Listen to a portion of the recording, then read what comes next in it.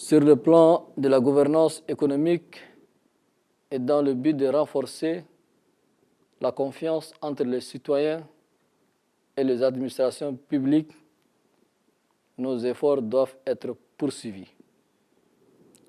Des politiques judicieuses et courageuses, des règles transparentes et des institutions solides et efficaces sont essentielles pour atténuer le risque. La conception des cadres institutionnels appropriés doit permettre à notre économie d'être suffisamment attrayante et compétitive pour attirer les capitaux privés, tant nationaux qu'étrangers, vers des secteurs autres que celui de l'industrie extractive.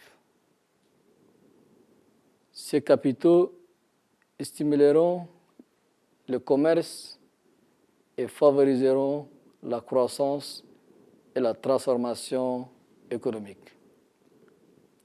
Notre pays doit engager de manière soutenue les réformes relatives à la qualité de l'administration publique, la transparence, la responsabilité, l'éthique, la gestion de la dette et la mobilisation des ressources.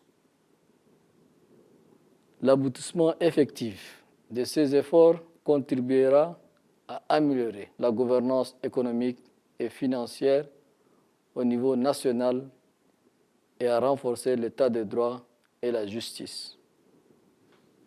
En outre, elles ouvriront des perspectives de financement pour le Tchad pour investir davantage dans le capital humain et la diversification économique pour améliorer la vie de la population.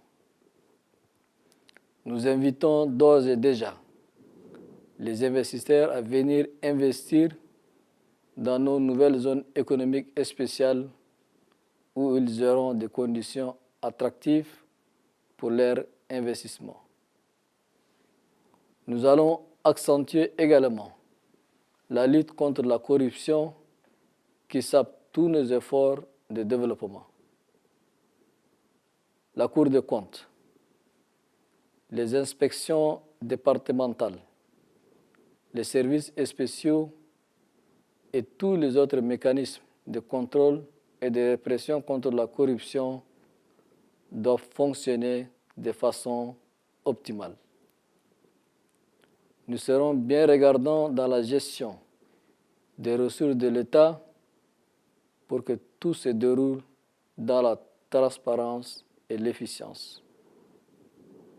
Cela implique la révision du Code des marchés publics pour corriger les insuffisances, la mise à jour de la mercuriale des prix, l'allègement des circuits de passation des marchés et la définition des seuils d'approbation des attributions. Ces réformes seront soutenues par la restauration du prestige de l'État, le respect des critères de compétence et de probité dans les nominations et un combat sans complaisance contre l'impunité par une justice sociale saine et respectueuse des vertus cardinales des droits de l'homme.